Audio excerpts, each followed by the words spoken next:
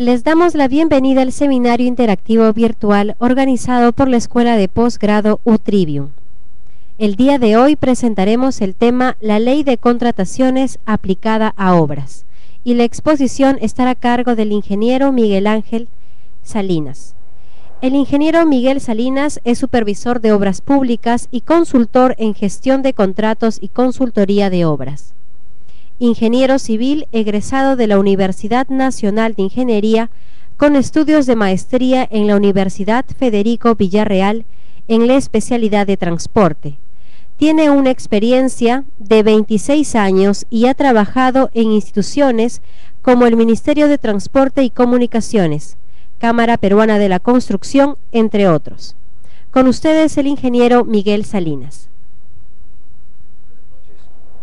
Muchas gracias. Quiero agradecer a Trivium, a los amigos que están aquí presentes y los amigos que nos acompañan a través de la internet. Vamos a hacer pues esta revisión un poco apretada de las normas, ¿no?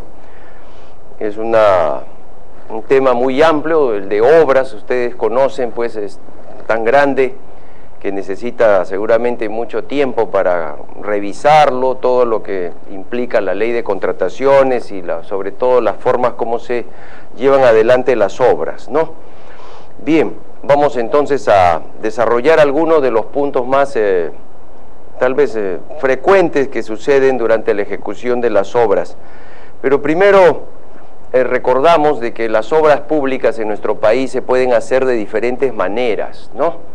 Como vemos en la proyección, el Estado puede ejecutar obras por contrata a través de tercerizaciones, mediante procesos de selección, a través pues de normas nacionales como la Ley de Contrataciones que conocemos, las normas pues el Decreto 1017 y sus modificatorias y sus reglamentos, y la Ley 30.225, que seguramente ustedes ya la han leído y estamos pues aún esperando el reglamento, ¿no?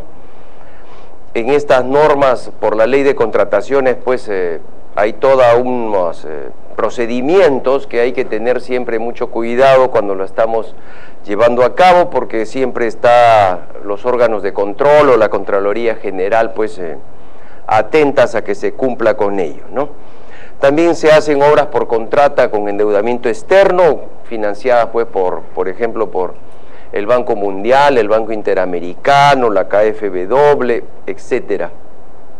En este tipo de obras con endeudamiento externo, los entes financieros ponen sus propias normas y a veces la ley de contrataciones solamente es supletoria y a veces ni siquiera se aplica.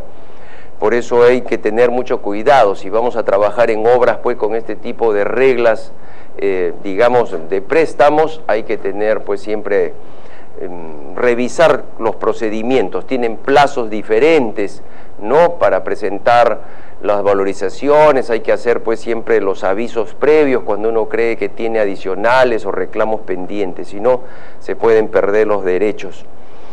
Después tenemos las obras por administración directa, que se hace mucho en nuestro país. Hay zonas del país donde se hace casi todo por administración directa, como en la zona sur, ¿no? Sabemos que las obras por administración directa son aquellas que hacen las propias entidades, ¿no? Con sus propios recursos. Para ejecutar obras por administración directa, existe pues una norma que la vamos a recordar porque tiene tantos años y nunca las han modificado, que es una resolución de la Contraloría 195 del año 88, Contraloría General. En esta norma pues que tiene tantos años de vigencia, ¿no? Se establece cuándo las entidades pueden hacer obras por administración directa. Básicamente tienen que tener equipo, mínimo por lo menos, y por supuesto la capacidad operativa de hacer la obra, es decir, tienen que tener personal técnico y personal administrativo, porque como ellos mismos hacen sus obras, tienen que comprar pues los materiales, cemento, fierro, ladrillo, etcétera, tienen que hacer sus propios procesos de selección. Hay muchas obras por administración directa a nivel nacional, no solamente pues en provincias, acá en Lima mismo hay muchos municipios que hacen obras por administración directa. Algunos conocen ya bien su tema y hacen bien sus obras por administración. Es totalmente un manejo diferente a una obra por contrata, ¿no? Por ejemplo, ustedes saben, en las obras por contrata las valorizaciones sirven para pagar, ¿no? La ley de contrataciones incluso lo dice, que la valorización es un pago a cuenta, mientras que en las obras por administración las valorizaciones no sirven para pagar, solamente sirven para saber el avance de la obra, ¿no? Y así hay otros procedimientos, inclusive hasta en el manejo del cuaderno de obra no es igual. Recordamos, en una obra por contrata, el cuaderno de obra no es obligatorio que esté legalizado. En las obras por administración directa es obligatorio que esté legalizado. Tiene pues entonces sus particularidades y por supuesto también sus cosas buenas y sus dificultades. Después tenemos las obras por encargo o convenio. Eso ahora un poco que ha resaltado, ¿no? Por las últimas noticias seguramente ustedes se han enterado que se está hablando pues de estas obras por convenio que ha hecho la UNI, donde a su vez la UNI hizo un consorcio con otra empresa que aparentemente es una empresa privada, y siendo entonces ya un consorcio medio extraño, ¿no? Han hecho pues estos convenios para ejecutar obras. Esto pues nos da la realidad. Existen las obras por convenio en nuestro país, por muchos lugares, ¿no? Y es una modalidad en la cual una entidad pública, a través de un convenio, le encarga a otra entidad pública que haga la obra. Obviamente que también tiene sus beneficios, porque se asume que entre entidades públicas no van a haber pues temas de gastos generales altos o de utilidades, ¿no? Entonces es una modalidad también que existe, pero al parecer pues a veces no la aplican correctamente. Y tenemos las otras modalidades de obra que está muy fuerte ya en nuestro país, las concesiones o las APP, ¿verdad? Las asociaciones público-privadas. Hay varios tipos de APPs, ¿no? Ayer creo veía en la internet que se estaban convocando, haciendo invitaciones para más APPs, ¿no? De saneamiento, de obras viales, etcétera. Hay muchos ya concesiones de las carreteras, está concesionado el aeropuerto de Chincheros también ustedes saben que ha sido concesionado, ¿no? La línea 2 del metro de Lima está concesionado a ese consorcio. Bueno, hay pues cualquier cantidad de concesiones. Ya ustedes saben que en las concesiones tampoco se aplica la ley de contrataciones, tienen sus propios, ¿no? Procedimientos, sus propias formas de valorizar, sus propias fórmulas de reajuste. Yo conozco, por ejemplo, de algunas concesiones donde el reajuste se aplica una vez al año. En las obras por contrata el reajuste se aplica mensualmente en cada valorización mensual, pero en algunas concesiones pues se hace, ¿no? Trimestral o una vez al año. Tienen entonces sus propias particularidades. Y por supuesto las obras por impuestos. Hay también muchas obras por impuestos. Se estima pues que haya más de 1.000 millones, creo, de inversión en obras por impuestos. Ustedes conocen también que las obras por impuestos no se rigen por la ley de contrataciones, tienen su propia ley y su propio reglamento. En las obras por impuestos es básicamente donde una empresa privada que tiene pues, ¿no?, deudas de impuesto a la renta con el Estado, en lugar de hacer el pago en efectivo, digamos, de este impuesto a la renta, a través de un convenio con una entidad pública, ¿no?, se establece pues la ejecución de una obra a través de la inversión de este dinero del impuesto, ¿no? En este escenario es bastante interesante, porque la empresa privada, por ejemplo la minera o la cervecera, quien fuera la empresa privada hace su propio proceso de selección y contrata a la empresa constructora. y esta empresa constructora puede desarrollar el expediente técnico y después ejecutar la obra, lo que nosotros le llamamos el concurso oferta, ¿no? Es decir, la entidad que debe, la empresa privada, pone al contratista, mientras que la otra parte del convenio, que es la entidad pública, pone al supervisor, hace un proceso de selección y contrata la supervisión. Entonces es una modalidad también bastante difundida, y muchas obras por impuestos por diferentes lugares del país.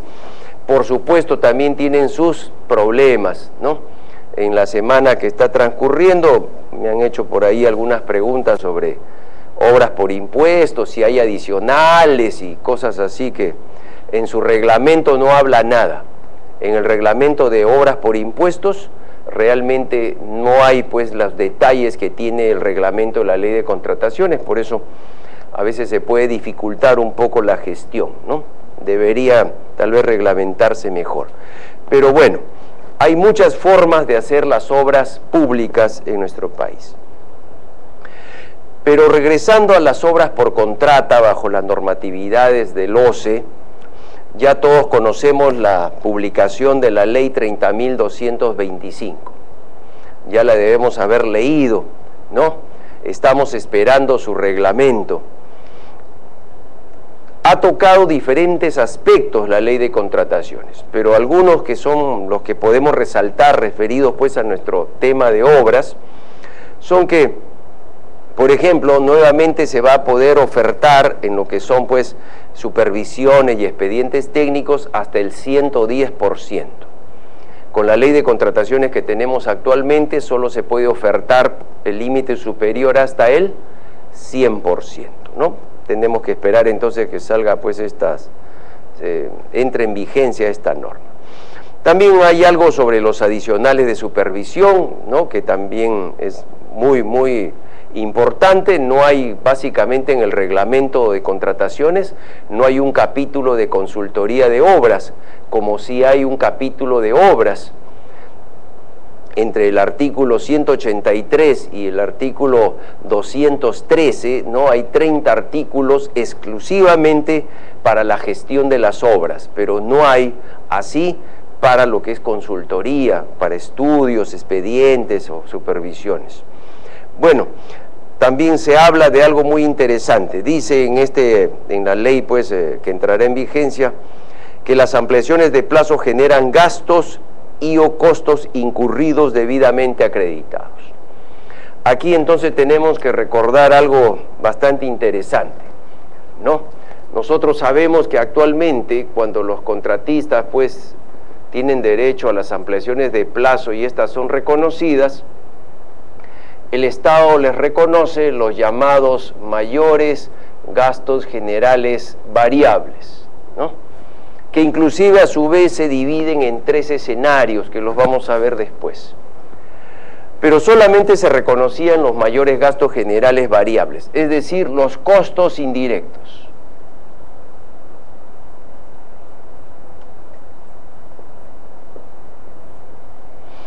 Un ejemplo de un gasto general variable, ustedes que están acá, porque los que nos están viendo, difícil que los escuchemos. Un ejemplo de un gasto general variable.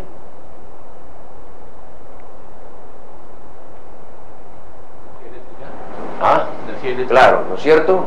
¿No? Los gastos de electricidad, de luz, de agua, ¿no? Los gastos de los sueldos de los ingenieros, los alquileres de camionetas, los alquileres de oficinas, los costos financieros, ¿verdad? Los costos de las fianzas, de los seguros de obra. Todos esos costos indirectos son lo que permite la ley de contrataciones reconocer.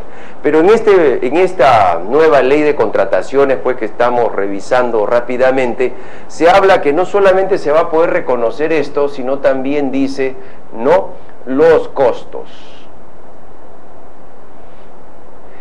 Si ya la ley de contrataciones está reconociendo los costos indirectos, cuando nos habla que se pueden reconocer los costos, solamente nos queda otro tipo de costo. ¿Cuál es?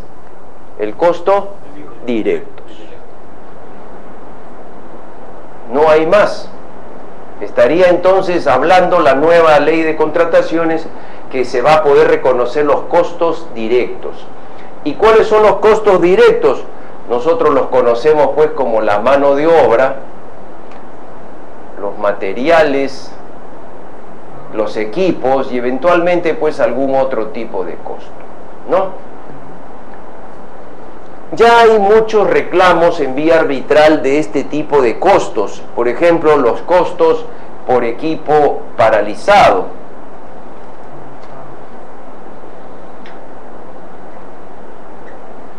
Sucede pues que, por ejemplo, estamos ahora haciendo una carretera en el sur, estábamos en el Valle de Tambo, haciendo una carretera para el gobierno regional de Arequipa, ¿sí?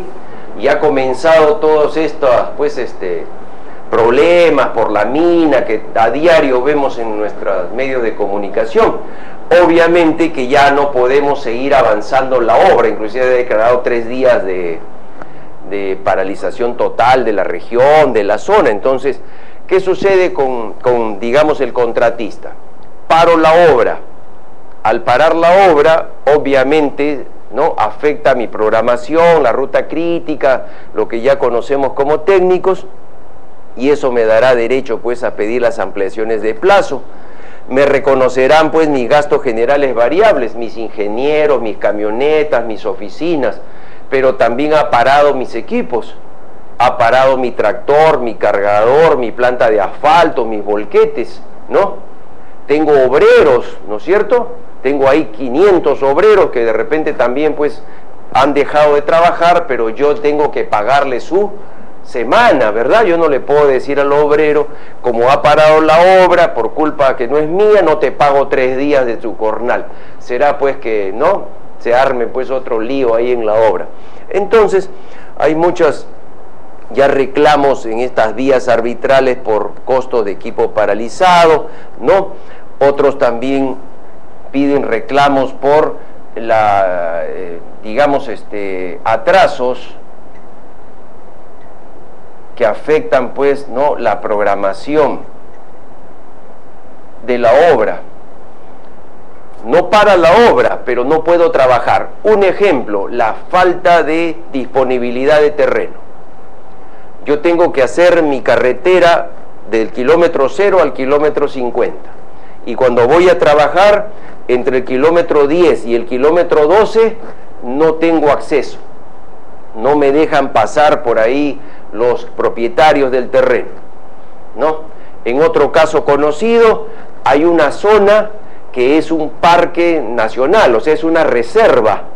Entonces también los señores pues que manejan todo este tema de los parques dicen, usted no puede pasar por acá hasta que hagan los estudios, no le puedo dar permiso. Entonces el contratista que tenía programado hacer sus 50 kilómetros bajo una serie pues de rendimientos y avances, no lo puede hacer y empieza a generarse atrasos en su programación. Eso tiene un nombre que se llama la disrupción, ¿no?, que es un reclamo que ahora también está muy en moda.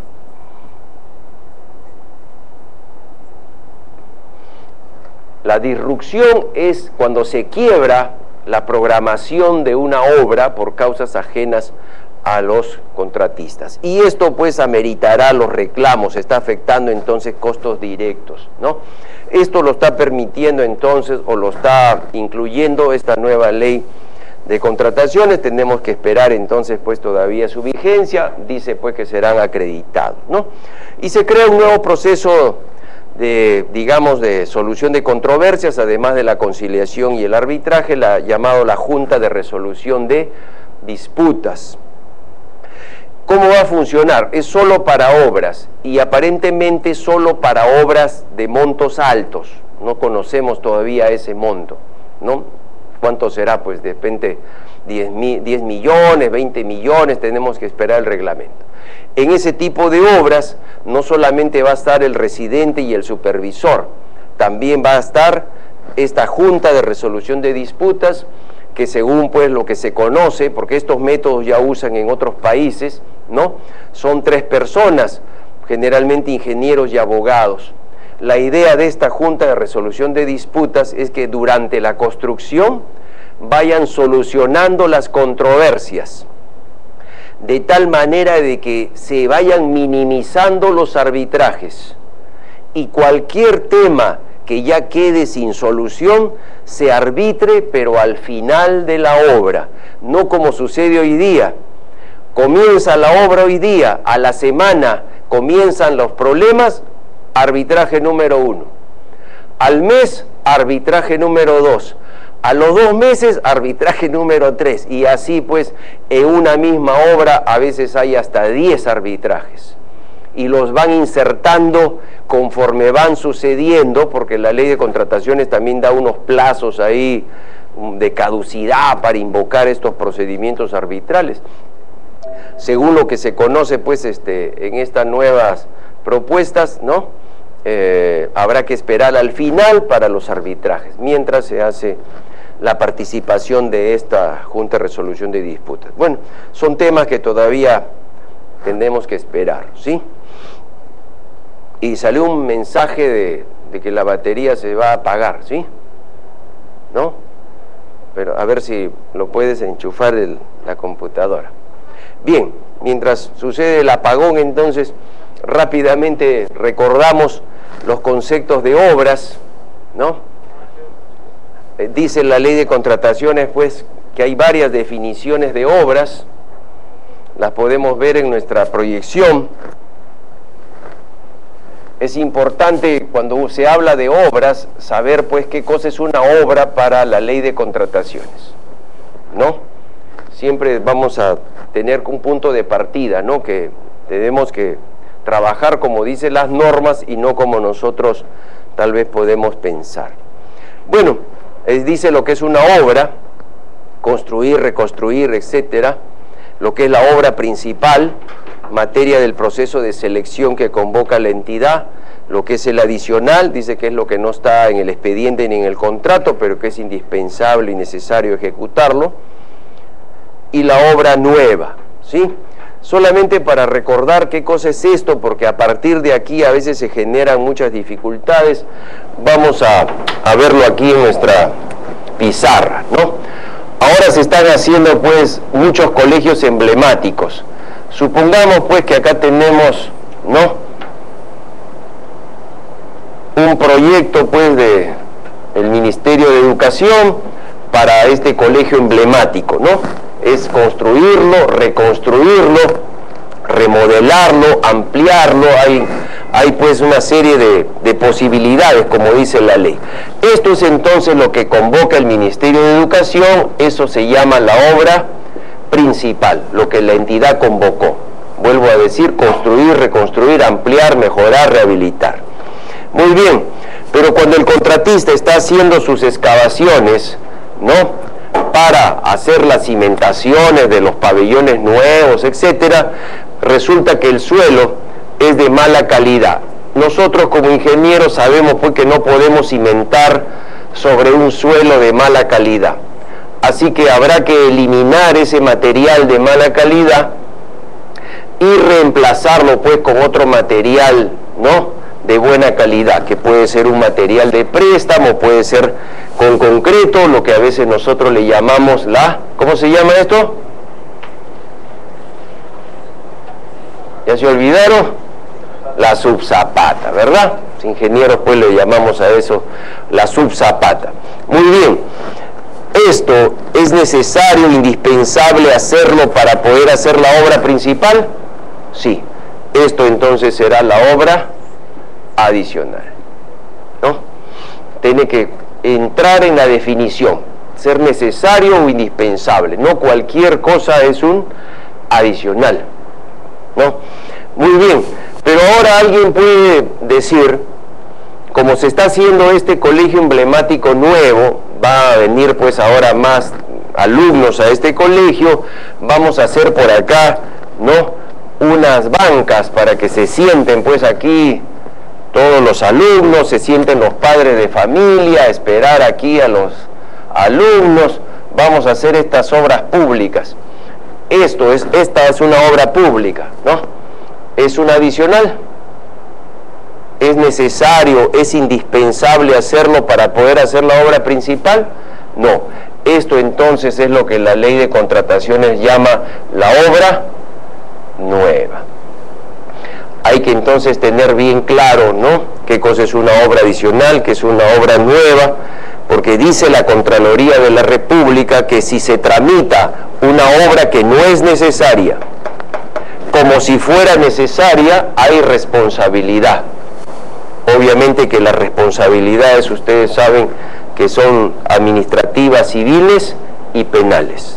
Entonces hay que tener siempre mucho cuidado cuando vamos a distinguir qué cosa es algo necesario de algo que no es necesario. Después en la ley de contrataciones se habla de los adelantos, ¿sí?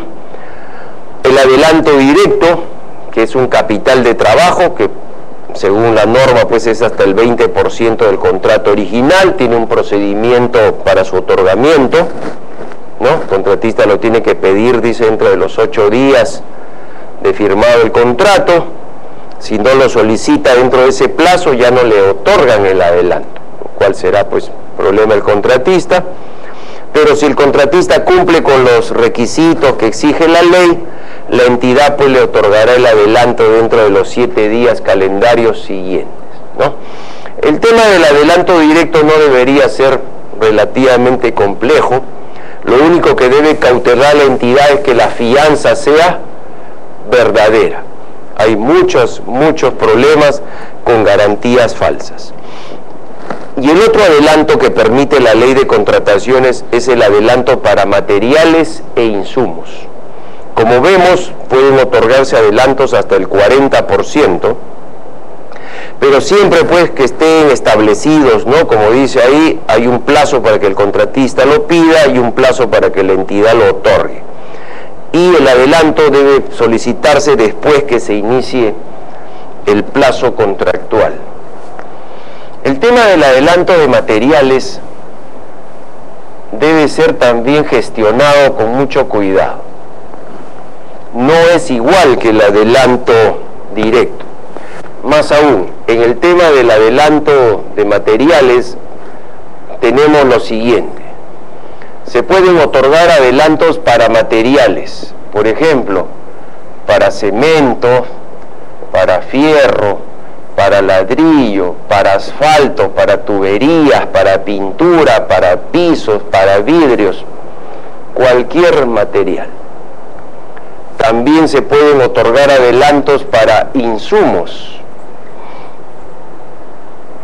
¿no? Por ejemplo, ¿qué insumo conocen ustedes?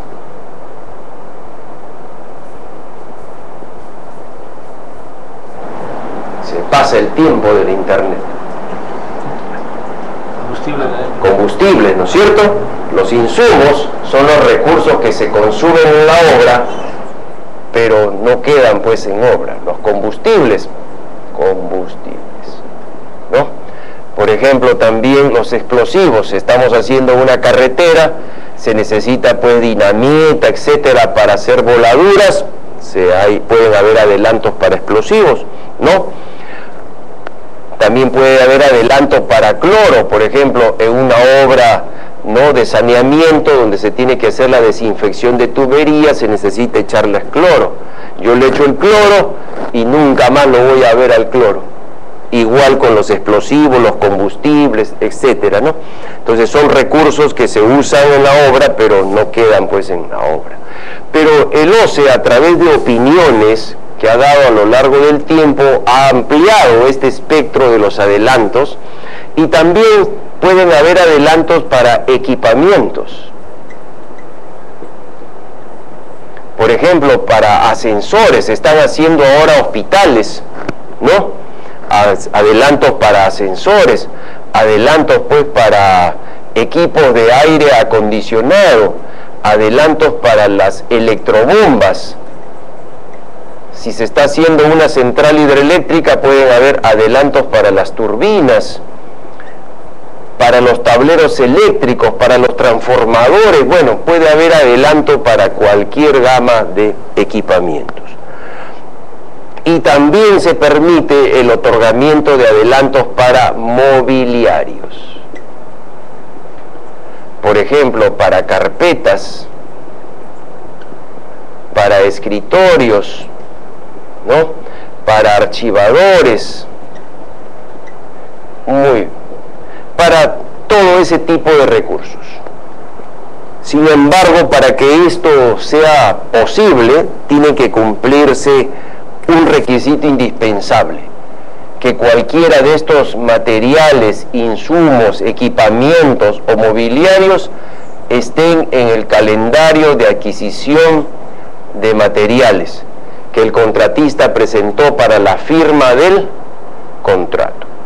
Si el contratista no lo ha incluido algún componente, algún recurso en su calendario, simplemente cuando solicite no se le otorgará. Por decir algo, pide adelanto para petróleo, para la planta de asfalto, no le darán si es que no está en su calendario. Pide adelanto para los equipos de aire acondicionado, no le darán si es que no está en su calendario de adquisición de materiales, ¿sí? Muy bien, si seguimos pues ahí viendo nuestra proyección, se establece pues, ¿no?, que se puede otorgar entonces, si este es el contrato de la obra, se puede otorgar adelantos directos hasta el 20% y adelantos de materiales hasta un 40%. Pero todos sabemos que en las obras también pueden ocurrir los llamados adicionales. Acabamos de ver, estamos trabajando y al hacer las excavaciones nos encontramos con roca. Y para poder yo trabajar, excavar la roca, necesito explosivos. Y aparece entonces un adicional de obra.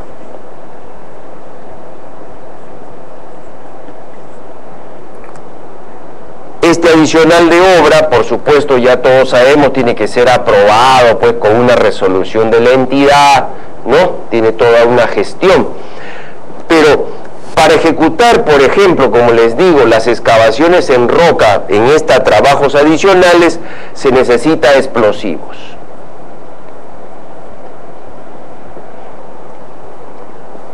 Pero los explosivos no habían sido considerados en la obra principal, porque se pensaba que todo el terreno era un terreno, digamos, suelto.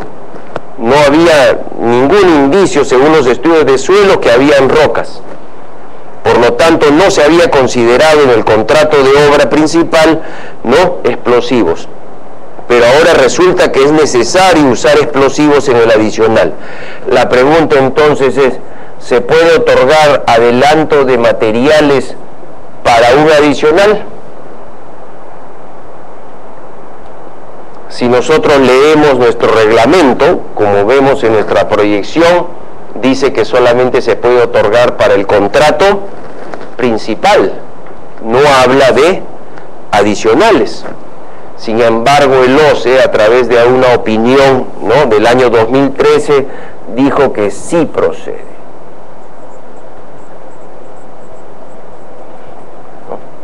Acá lo que tengo pues que comentarles, ¿no?, es que siempre estén atentos a las opiniones del OCE. Ustedes saben que el OCE saca una serie de documentos, ¿no?, llamados opiniones. Ya ustedes la conocen acá, no sé, ¿no?, las opiniones. Esta opinión es, por ejemplo, sobre el inicio del plazo de ejecución de obra en los contratos de obra bajo la modalidad de concurso, oferta y llave en mano, ¿no? O sea, cómo se establece el inicio del plazo en concursos, ofertas y llave en mano. Eso no está en la ley de contrataciones, que vamos a verlo enseguida, y el OCE ha dado una respuesta bastante interesante sobre cómo se fija el inicio del plazo. Por eso no basta leer nuestro reglamento, también tenemos que revisar pues toda esta información complementaria que saca el organismo supervisor, ¿no?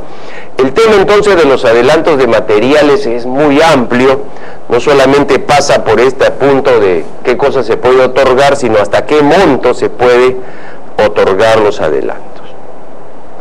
Sobre el inicio del plazo, no nos complicamos tanto, dice la ley de contrataciones, pues que para una obra convencional, ojo, acá no están las obras llave en mano ni concurso oferta, estas son las obras convencionales, o sea, ¿no?, donde la entidad pues está manejando su expediente con alguien y está convocando pues a su obra. lo que podemos resaltar es lo siguiente. Dice pues que el inicio del plazo, ¿no?, es desde el día siguiente que ocurra el último de esos eventos.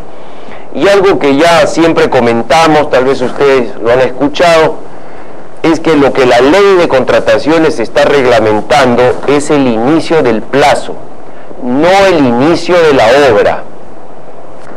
El reglamento entonces, ¿no?, en este artículo 184 habla del inicio del plazo de ejecución de obra, que no es lo mismo que el inicio de la ejecución de la obra, ¿no?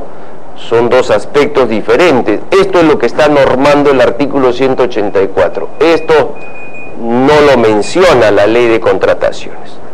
Por lo tanto, un contratista eventualmente podría iniciar la obra antes que empiece el plazo. Podría iniciarla el mismo día que empiece el plazo, o podría iniciar la obra después que se inició el plazo, lo cual significaría que ha perdido algunos días de su plazo. Eso ya será su responsabilidad del contratista. Entonces, este tema del inicio del plazo, entonces, también hay que tenerlo bien claro y debe estar registrado por el supervisor en el cuaderno de obra.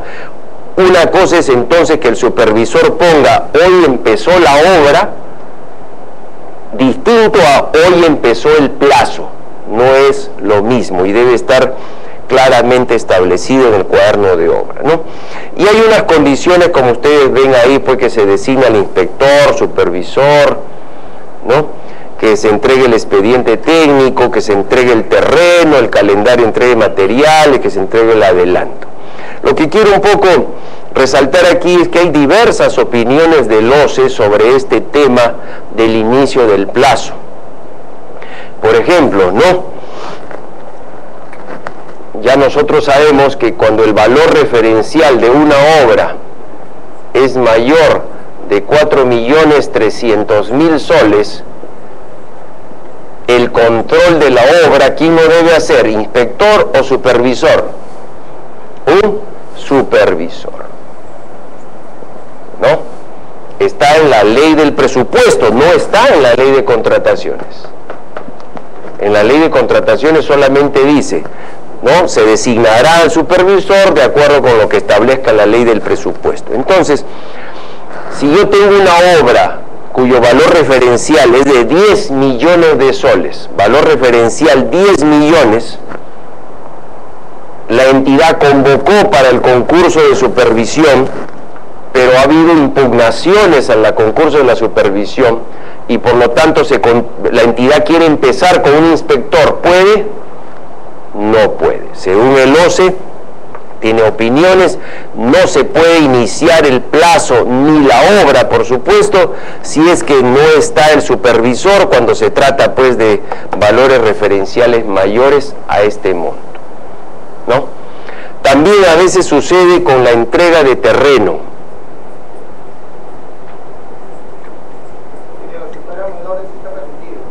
Así, si el valor referencial de la obra es menor a 4.300.000, el que controle la obra puede ser un inspector o un supervisor. Eso lo decidirá la entidad. Si el proceso de selección del supervisor ha tenido inconveniente en terminar a tiempo, ¿puede contratar un supervisor externo provisional? No, porque tiene que haber un proceso de selección, o sea, esa contratación, entre paréntesis, sería un inspector, no se podría. Hacen una selección por menor monto. Solamente se pueden hacer adjudicaciones directas hasta 3 UITs, ¿no? Sí, sería un poco, por un mes, difícil. Demora un mes la demora del supervisor. Es que si el valor referencial es de más de 4.300.000, ya tiene que ser un supervisor. Entonces, contratar un supervisor por un mes mientras viene el otro supervisor, Si pudiera ser, creo que podría estar dentro de la norma, ¿no? Una hora y 6 minutos. ¿Así? Bueno, ni diga dónde, porque acá están grabando todo. Así es, ¿no? Después sobre el tema de la entrega de... Pero la ley no especifica esa parte. No, pues la ley simplemente señala que tiene que ser un supervisor, o sea, una empresa, un externo, así es. Si pudiera entonces encajar en esa figura, sí, pues no se habría salido de la norma, ¿no? Así es. Sobre el tema de la entrega de terreno, les comentaba de que ha salido una opinión, pues, del OCE este año, ¿no? La opinión 015-2015,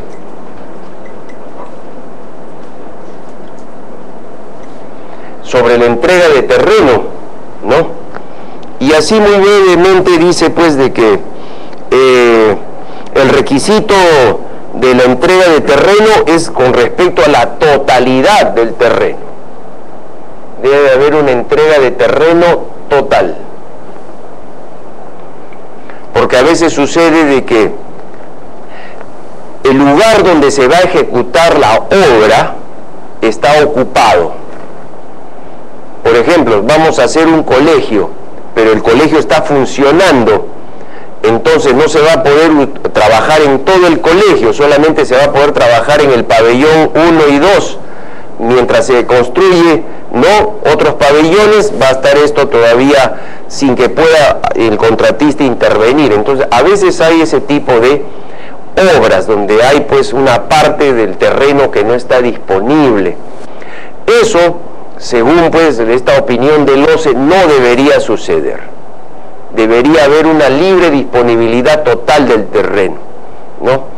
Hay que leer entonces esta opinión porque también está vinculándola, pues, con el inicio del plazo, ¿no? Si el supervisor acepta al inicio, puede reclamar después, o si el contratista acepta al inicio. Firma el acta. Por supuesto, ya si firma el acta ya creo que estaría asumiendo, pues, que puede avanzar su pero obra, después ¿no? toma la foto que está ocupado el obra. En la opinión se menciona de que si la entidad le va a hacer entregas parciales de terreno, ¿no?, esta entrega de parciales de terreno deben ser concordantes con el cronograma de obra, ¿no? Con el cronograma de obra. Entonces, si yo, por ejemplo, tengo que hacer el pabellón 5 a partir del mes 6, debo tener disponible, si es que me entregan parcialmente terreno, debo tener disponible esa parte del terreno a partir del mes 6. Dice la opinión que si no sucede así,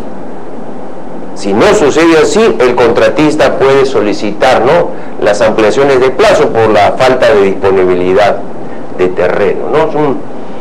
Es un tema también bastante frecuente esto de que no hay disponibilidad de terreno. Se licitan muchas obras sin que todavía se hayan saneado a veces los terrenos. Se ve mucho en obras viales, ¿no? Bien, pero fijando entonces el punto, no es lo mismo inicio de plazo que inicio de obra. Relacionado con este tema está, pues, la ampliación de plazo, ¿no? Como todos sabemos, cuando se prepara un expediente técnico, se establece el plazo de ejecución de la obra, ¿sí? Y ya nosotros recordamos cómo se calcula el plazo, ¿no? Ustedes me lo pueden decir. ¿Cómo se calcula el plazo de una obra? Según, ¿no es cierto?, la programación de la obra, ¿verdad?, ¿no? De los llamados, pues, la ruta crítica, se establece el plazo de una obra. Muy bien, se ha establecido un plazo, los contratistas ofertan, pues, para ejecutar las obras en esos plazos, y puede suceder, como ya conocemos y está en nuestro reglamento, que durante la etapa de la construcción pueden ocurrir causales, ¿no? La ley de contrataciones las ha establecido en 4 tipos: atrasos o paralizaciones por causas no atribuibles al contratista. Por ejemplo, el paro regional de la tía María, ¿verdad? Eso es ajeno al contratista.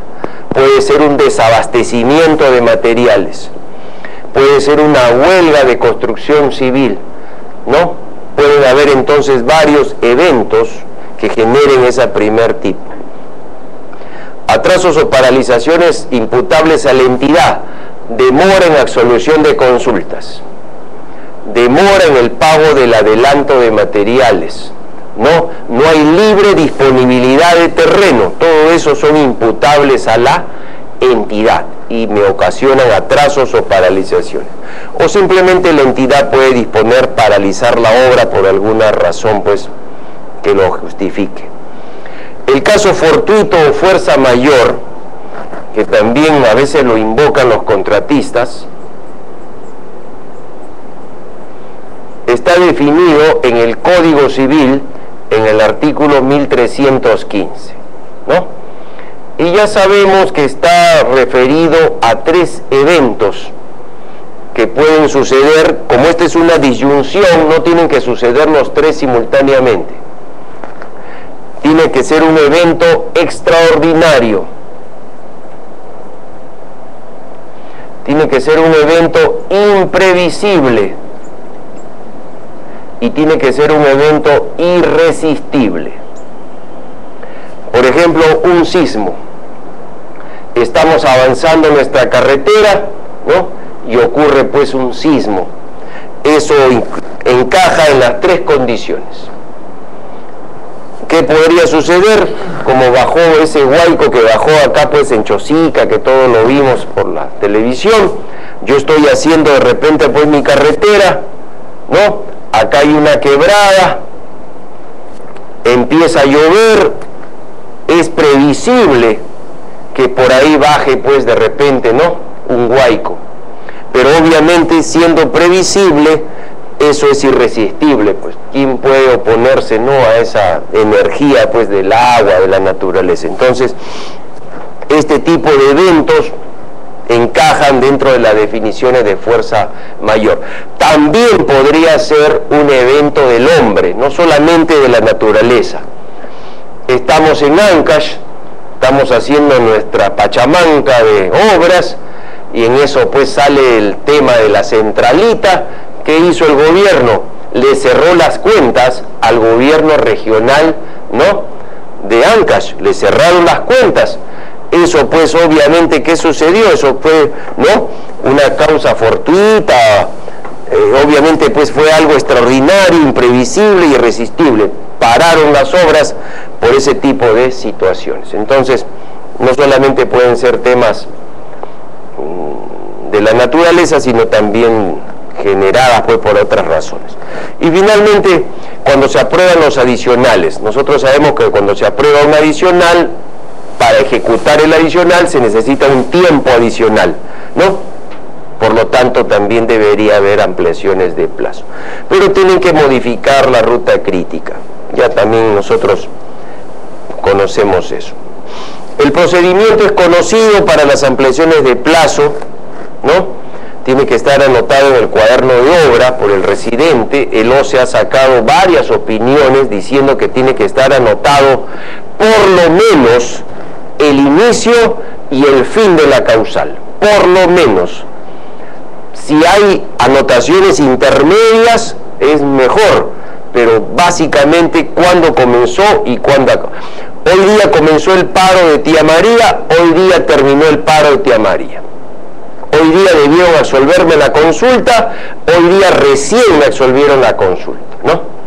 Hoy día pedí mi adelanto de materiales y me debieron pagar, hoy día recién me han pagado el adelanto de materiales. Siempre habrá pues un inicio y un fin de la causal. Eso quedará anotado en el cuaderno. El contratista debe entonces, ¿no?, presentar la solicitud de ampliación de plazo.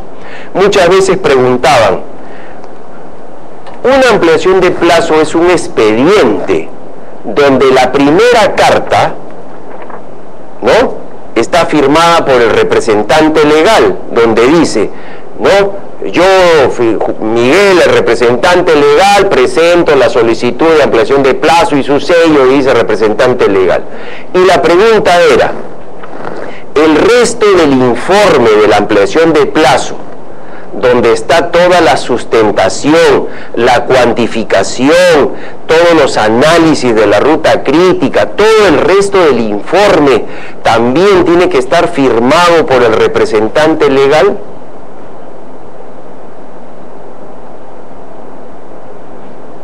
había incertidumbres, ¿no? El OCE, hace creo un mes, ha sacado una opinión diciendo que no.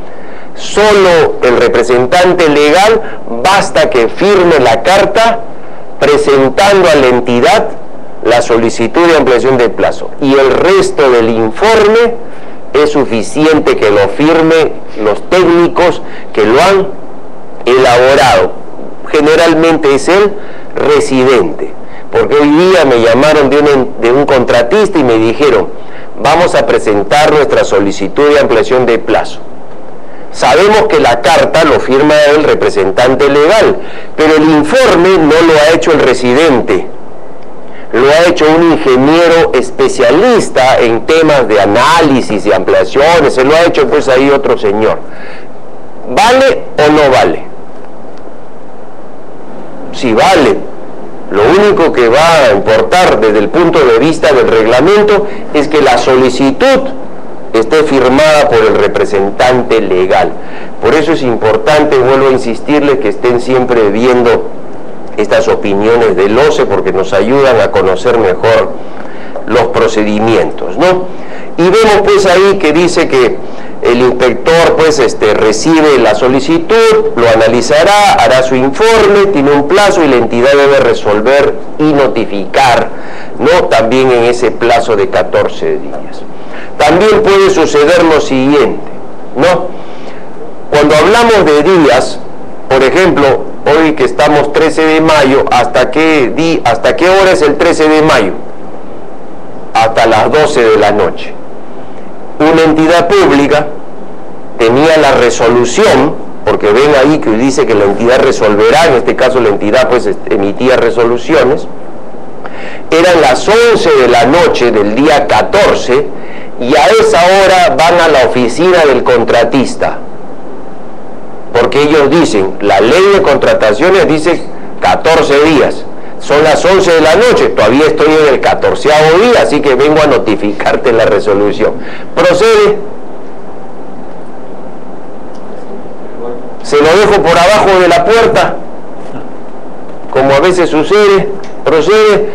Bueno, no procede, porque también el OCE emitió otras opiniones, sino que nuestro tiempo es breve, ¿no? Nuestra charla, no les puedo comentar ya los números, pero el OCE le preguntaron eso, pues, ¿me pueden notificar a las 11 de la noche, a las 5 de la mañana, cualquier hora que la entidad se le ocurra? No. El OCE en esta opinión estableció que las notificaciones tienen que ser en los horarios acordados entre las partes de buena fe contractual. De buena fe contractual. Por ejemplo, la entidad ¿hasta qué hora atiende?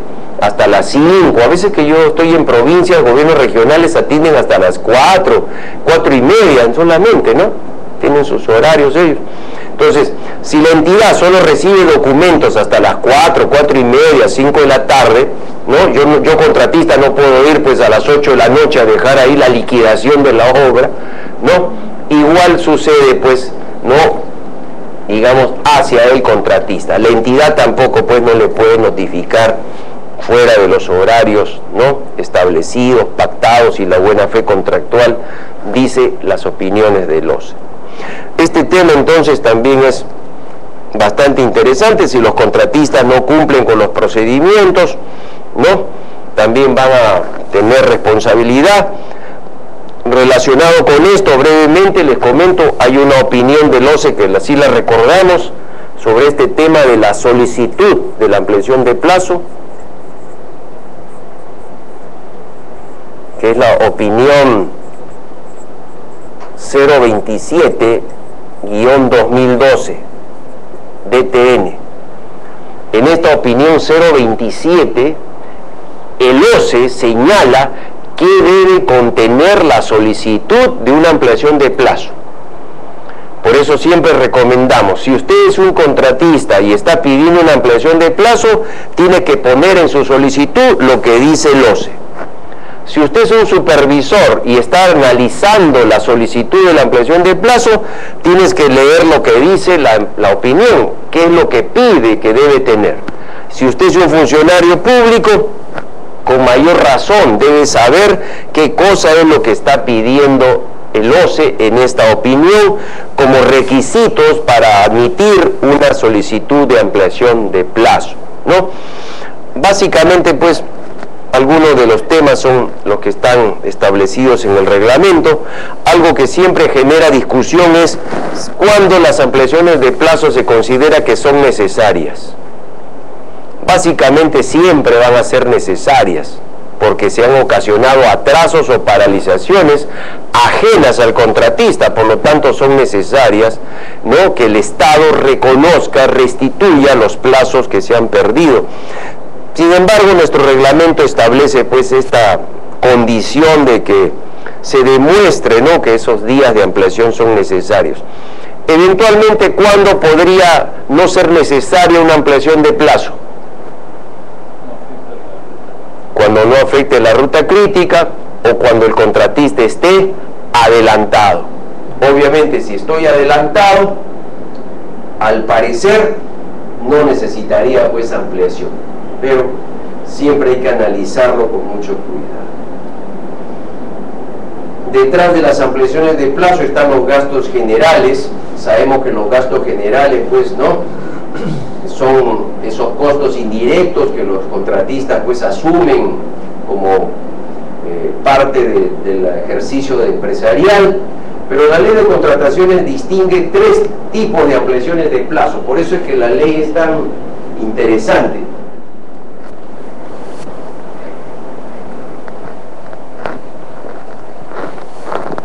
Comienza diciendo la norma que las ampliaciones de plazo se generan pues cuando hay situaciones de atrasos o paralizaciones ajenas al contratista, pero después la ley de contrataciones distingue que hay tres tipos de ampliaciones de plazo.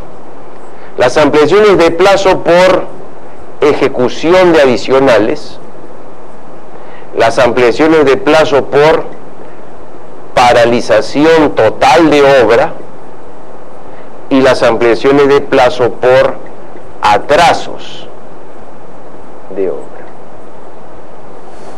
¿no? Y señala que en estos tres tipos de ampliaciones de plazo, que obviamente eso ameritará que el supervisor las analice, como hemos visto pues en ese plazo que tiene de 7 días, ¿no? La ley de contrataciones establece pues que de acuerdo con la ampliación de plazo, ¿no?, el tema de los mayores gastos generales variables también tiene un diferente tratamiento. Y dice, si la ampliación de plazo se ha generado por ejecutar adicionales, no se pagan mayores gastos generales variables. Si las ampliaciones de plazo han sido porque la obra pagó totalmente, dice que sí hay, ¿no?, mayores gastos, pero se deben acreditar, sustentar con documentos. Hay que acreditar con documentos, tienes que traer recibos, facturas, boletas, tickets, de todo aquello que haya implicado esos gastos variables. Y si es por atrasos de obra, ya dice que sí hay mayores gastos generales y se aplican unas fórmulas, ¿no?, dependiendo si la obra es a suma alzada o a precios unitarios. Recordemos rápidamente que en el proyecto de la nueva ley de contrataciones, la 3225, bueno, no el proyecto, en la nueva ley 3225, ya no existe, ¿no?, gastos generales por fórmula. Solamente van a haber, ¿no?, aparentemente los acreditados, nada más. Pero hasta hoy día todavía tenemos esos tres tipos de gastos generales. Y siempre surgía el tema si son renunciables. He estado afectado por el paro de Tía María 10 días. Soy un contratista que no ha podido avanzar la carretera 10 días por los problemas, ¿no?, de la mina. Se solucionan. Pido mi ampliación de plazo, ¿verdad? Me otorgan la ampliación de plazo porque es totalmente verificado. Afectó la ruta crítica y demás. Solicito mis gastos generales variables son pues 50.000 soles por esos días de afectación, de ampliación. ¿Yo puedo renunciar a cobrar esos 50.000 soles?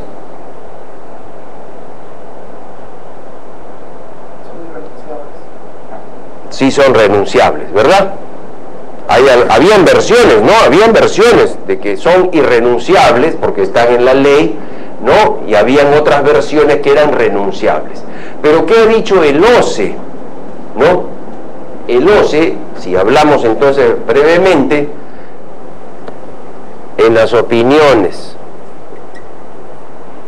012 y 014 del 2014, DTN del año pasado, el OCE ha dicho que los mayores gastos generales variables son renunciables,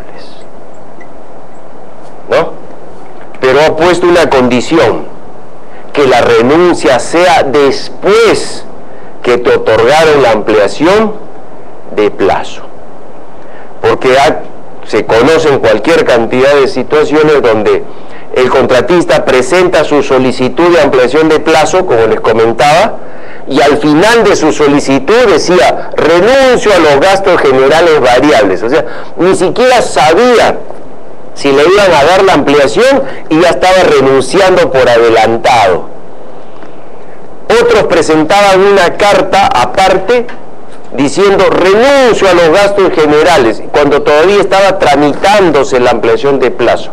El OCE ha prohibido ese ejercicio. El OCE dice que primero salga la resolución de la ampliación de plazo, donde ya está confirmado el derecho a los gastos generales variables, y si quiere el contratista, después que presente su carta de renuncia, no antes, si no, no vale, ¿no? Por eso también les invito a que vean esas opiniones. ¿Esta renuncia debe sustentarse o simplemente...?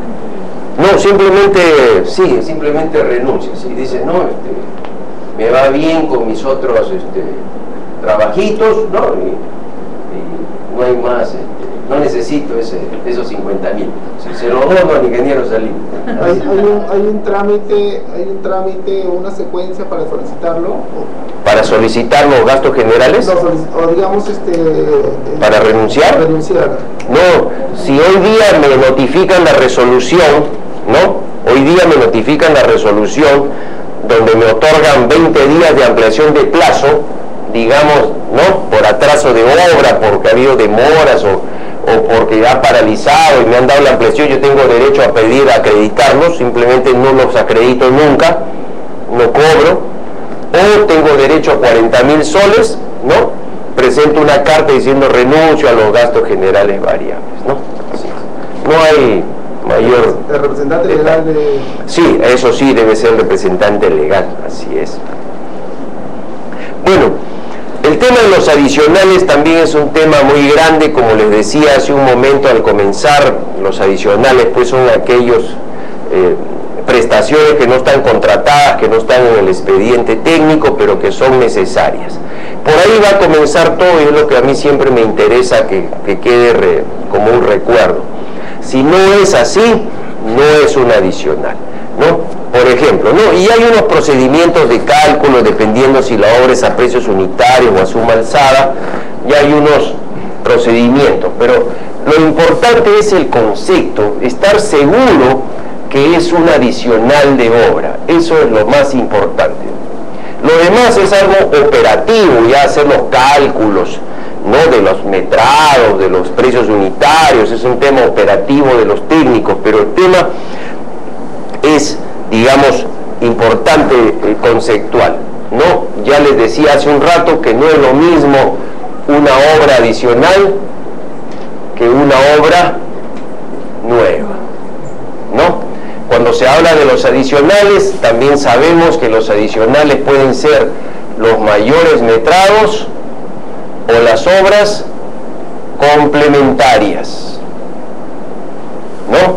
Pero ambas tienen que encajar en la definición, que son necesarias o indispensables para alcanzar la meta de la obra contractual. Y los adicionales se pueden generar por diferentes razones, ¿no? Por ejemplo, estamos haciendo nuestra plataforma para nuestra carretera. Así está en el expediente técnico las secciones transversales. He cortado los taludes como dice el expediente, como está todo establecido, pero resulta que este terreno, ¿no?, se desliza por algún tramo, entonces se ve la necesidad, ¿no?, tiene que ser necesario, indispensable, hacer pues acá un muro, ¿no? Eso será una obra adicional. Es necesario, es indispensable hacerlo.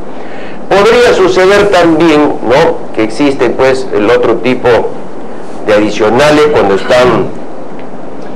Ahí hay una... ¿El proyectista tiene alguna responsabilidad por no haberlo considerado?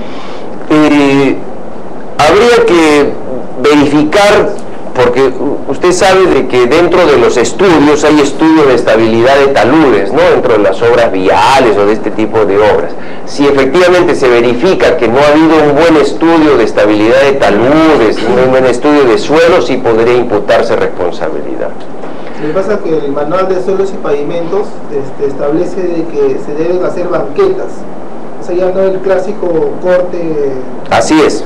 Se hacen banquetas y sobre esas banquetas se conforman las subbases, la base, etcétera, ¿no? Sí, por supuesto, claro, así es. Es solamente un tema del ejemplo, ¿no? Digamos también que en esta misma carretera, en una zona pues de relleno, se ha considerado hacer, ¿no?, una alcantarilla metálica, ¿no? Pero durante la ejecución de la obra se determina pues que hay que hacer una modificación de proyecto.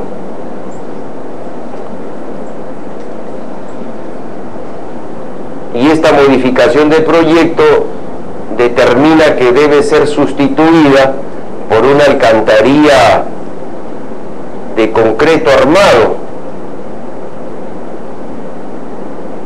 ¿no?, de concreto armado. Acá se genera lo que ya conocemos como el adicional y el deductivo vinculante, ¿sí? Y para que esto sea verdad, ambos tienen que ser de la misma finalidad.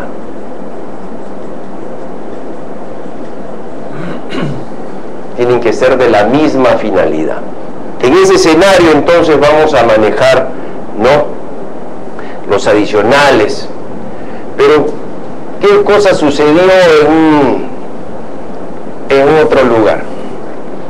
Se había establecido ya, ¿no?, la contratación de un proyecto, ¿no?, era un parque, ¿no? Acá están las farolas y las bancas, ¿no? Esta es la obra principal que se licitó.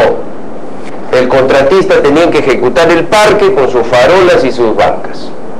Pero durante el proceso de ejecución, alguien vio que habían otras farolas más, digamos, más bonitas y otras bancas también de mejor diseño. Entonces establecieron modificar el proyecto.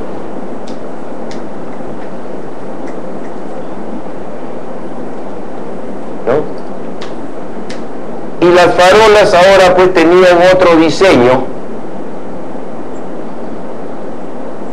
y las bancas pues también les hicieron ahí otro diseño. Entonces dijeron, había una modificación de proyecto, ¿no? Esto es el adicional y este es el deductivo. Y como son de la misma finalidad, porque es farolas y bancas, es un deductivo vinculante. Es un adicional.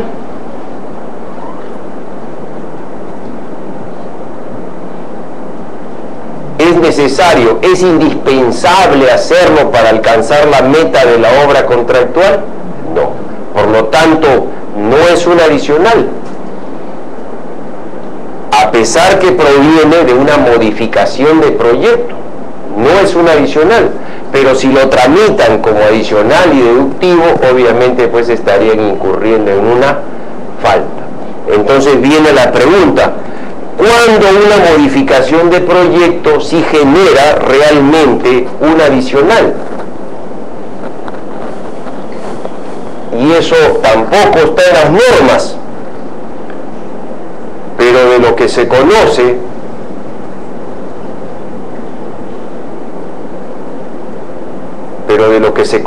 pues por acciones de control y demás, las modificaciones del proyecto sí generan adicionales y deductivos cuando se deben a razones técnicas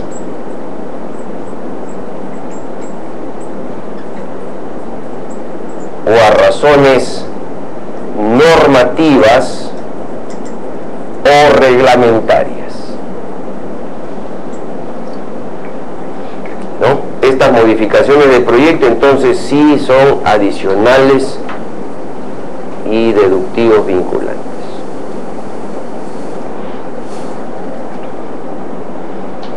Por ejemplo, en el caso de la alcantarilla que se cambió de metal a concreto, tiene que haber alguna razón, no es por alguien que diga, no, como nos está sobrando concreto de la planta de concreto, no, hemos hecho demasiado concreto, vamos a hacer las alcantarillas de concreto. Así no es, ¿verdad?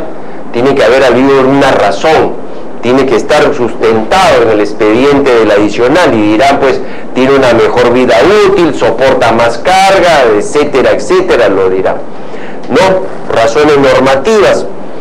Ustedes lo recuerdan seguramente, ¿no? La última norma que salió para los hospitales, ¿cuál es? Los amortiguadores sísmicos. En plena ejecución de varios hospitales en nuestro país, se aprobó una norma que obliga a que todos los hospitales tengan en sus cimentaciones unos amortiguadores sísmicos, obligatorio. ¿Lo han tenido que poner? Claro, ¿verdad? Han sacado la cimentación que había y han agregado la cimentación con el amortiguador. Habrán entonces generado pues adicionales por razones normativas, reglamentarias. Entonces, en ese escenario siempre vamos a poder manejarnos, ¿no? Ya hay unos plazos para tramitar los adicionales. ¿Quién debe o puede plantear la modificación del proyecto? ¿El contratista? Sí, siempre debe partir directamente por el proyectista. No. Siempre hay un procedimiento, ingeniero, como está acá en nuestra proyección. El trámite, hay una anotación, el contratista pone en el cuaderno de obra, ¿no? Ha salido una norma, por lo tanto se debería modificar la cimentación. El supervisor, como dice, hay un informe del supervisor, el inspector, dice, sigue conforme, se comunica a la entidad y ahí viene pues la otra historia. Tienen que elaborar el expediente técnico del adicional, ¿no? Y según pues la ley de contrataciones, lo puede hacer la propia entidad en su oficina de estudios, de proyectos, le encarga a un consultor a través de un proceso de selección o se lo encarga al contratista, pero bajo unas condiciones. No le puede encargar pues, adicionales de alta complejidad técnica, ni que superen la capacidad técnica. Recuerda, yo soy contratista, soy ejecutor, yo no soy proyectista, ¿no? Por lo tanto, el contratista puede asumir esa función, pero obviamente bajo ciertos parámetros. Y aquí aparece pues algo interesante, ustedes ya también lo conocen, este tema de los adicionales y de los expedientes técnicos de los adicionales, ¿no? El expediente técnico del adicional más la obra adicional en sí, todo se considera como adicional de obra. ¿Por qué es importante tener esto bien claro, que está dicho así, ¿no? Porque para calcular el porcentaje de incidencia, o dicho de otra manera, cuando yo voy a calcular, hay que terminar, ¿no? Sí. Cuando yo voy a calcular la incidencia de un adicional de obra, si es que yo he elaborado el expediente técnico del adicional, tengo que incluir el costo del expediente técnico dentro del costo del adicional de obra, ¿sí? Eso es importante, está establecido en las opiniones. Bueno, como nuestro tema pues es un poco revisarlo, vamos a ir terminando. Ustedes saben que cuando los adicionales son mayores al 15%, hay que ir a la Contraloría de la República no podemos superar el 50%, según la ley de contrataciones se debería resolver el contrato, ¿no? Ya habíamos visto cómo se calculan las incidencias de los adicionales. Y finalmente, pues, algún día tiene que terminar la obra, igual que esta charla, ¿no? Y cuando termina, tienen que liquidar la obra y a mí también me van a liquidar después. Entonces, sabemos que hay que hacer, pues, ya anotar el residente anota en el cuaderno que ha terminado la obra y solicita, pues, ¿no?, la conformación del comité de recepción, ¿no? Y viene el comité de recepción para evaluar, pues, si todo está ejecutado conforme. El tema de la liquidación, yo siempre distingo que hay dos aspectos: el aspecto técnico y el aspecto normativo o del procedimiento.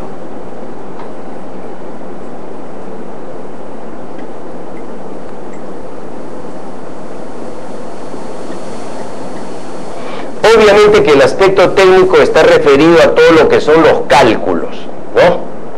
Sabemos que hay que hacer los metrados finales o postconstrucción y con esos metrados hay que volver, ¿no es cierto?, a hacer, pues, las valorizaciones de la liquidación, volver a calcular los reajustes, las deducciones y todo lo que implica hacer todos esos cálculos, ¿no?, que deben estar, pues, sustentados. Pero también está el aspecto, digamos, ya administrativo, lo que dice la ley de contrataciones, ¿no?, en el plazo en que se debe presentar la liquidación. Yo les comento, en este momento estoy viendo un caso siguiente, así brevemente.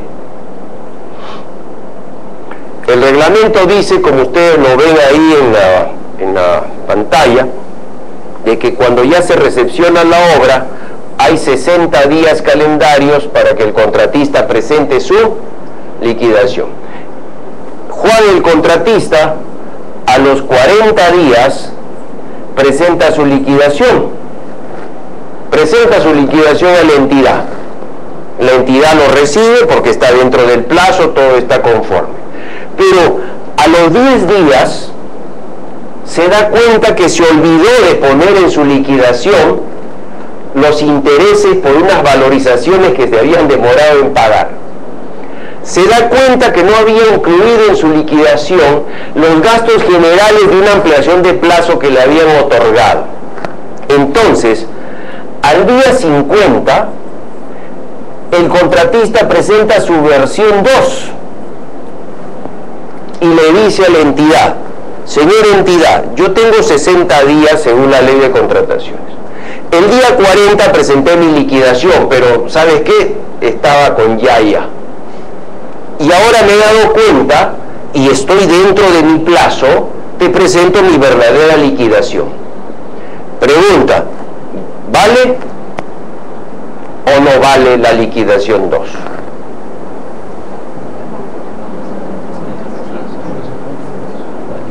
Ya no es un tema de cálculos, es un tema del procedimiento administrativo, ¿verdad? Le ingresé, me doy cuenta que me equivoqué, ingreso otra.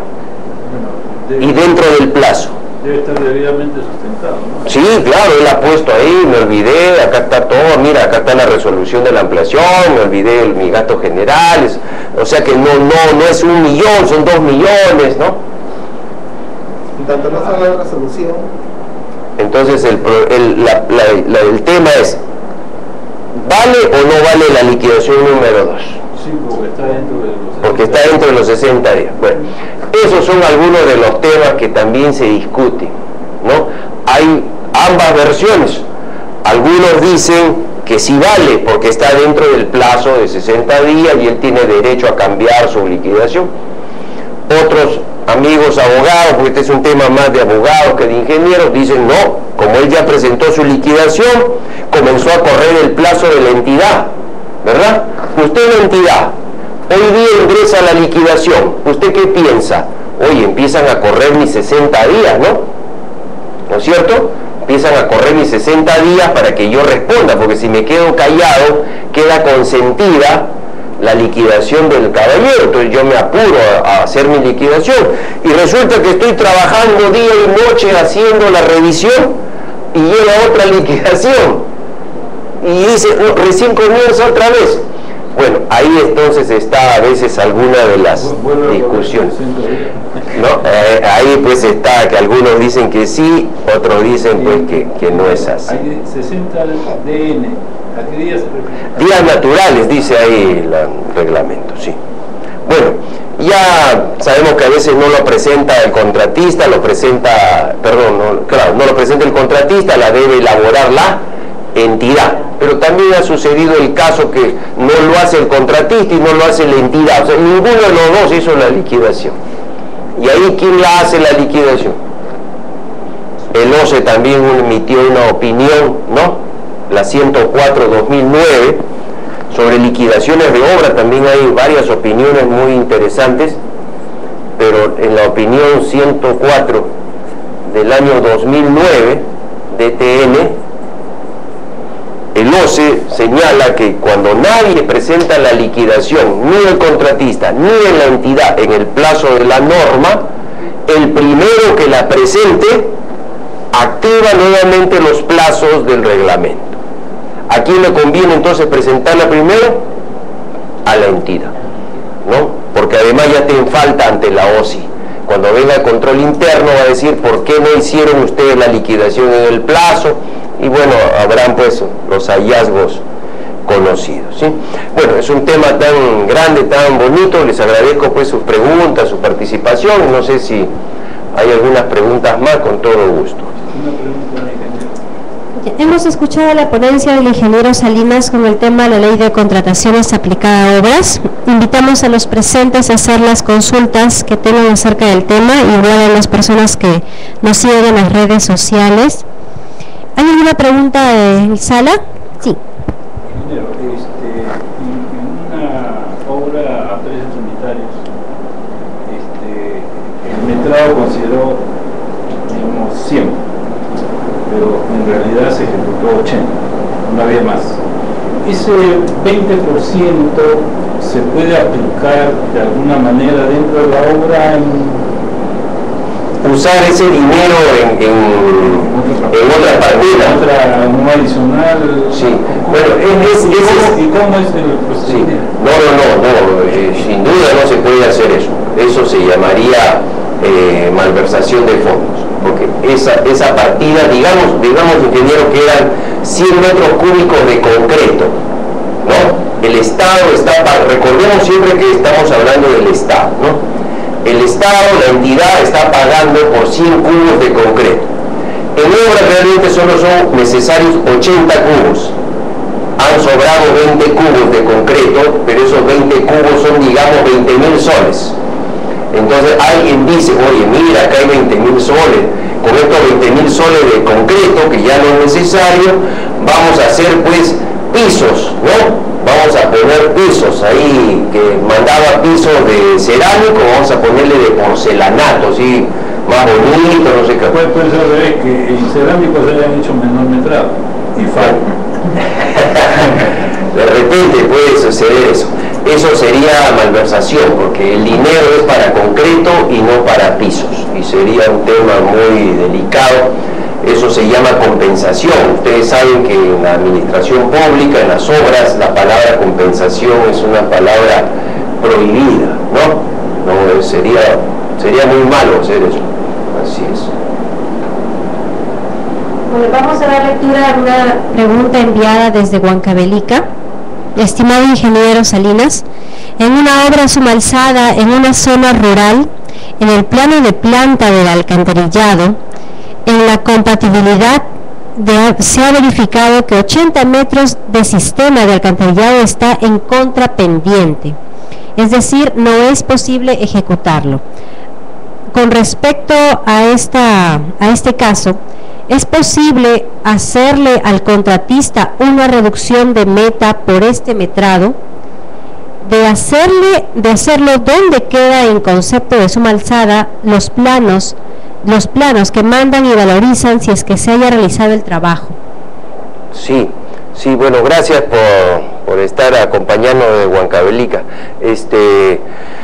En las obras a suma alzada existe un concepto que no está en la norma, pero que sí es aplicable, que es el concepto de partidas ejecutables y partidas inejecutables.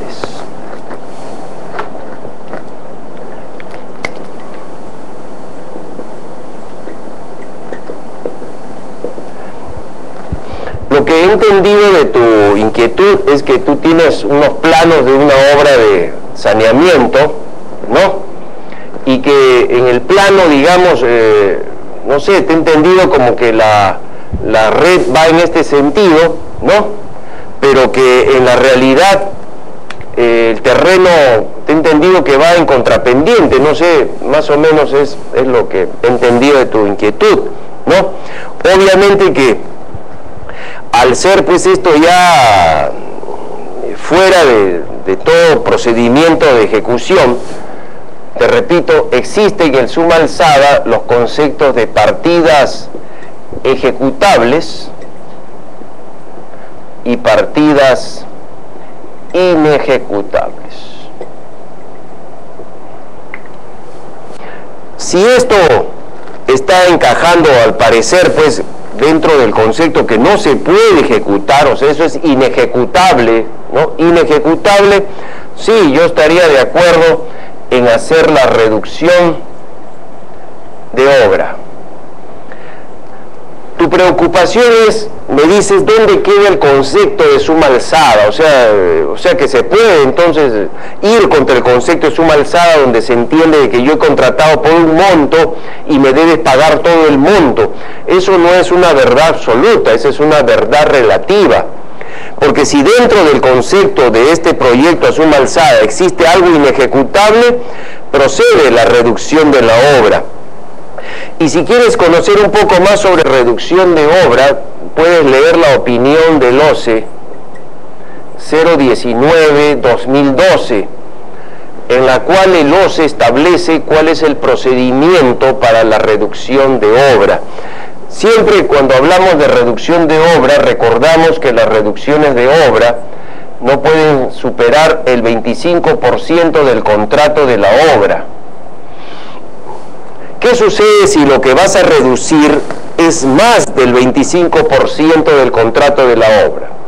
Si por ejemplo es el 30% del contrato de la obra, tu obra es de 1 millón y esto cuesta 300.000. No puedes hacer la reducción de la obra, solamente queda una alternativa, la resolución total del contrato, ¿no? Lo cual sería obviamente terrible, ¿no? Entonces, sí existen las reducciones de obra en suma alzada. Para terminar brevemente, por ejemplo, un amigo contratista ganó una obra en una entidad pública, ¿no? Donde tenía que hacer pavimentos en 4 cuadras. Suma alzada, tenía que hacer pavimentos en 4 cuadras. Y cuando va a ejecutar la obra, esto ya existía, lo había hecho, ¿no? Los vecinos, lo había hecho ahí por obra por impuestos, ya habían hecho ya un parte de la pista. Entonces el contratista dijo, como mi obra es a suma alzada, ya la hice, hago 3 y cobro 4, ¿no? Por el concepto de suma alzada, pero no es verdad.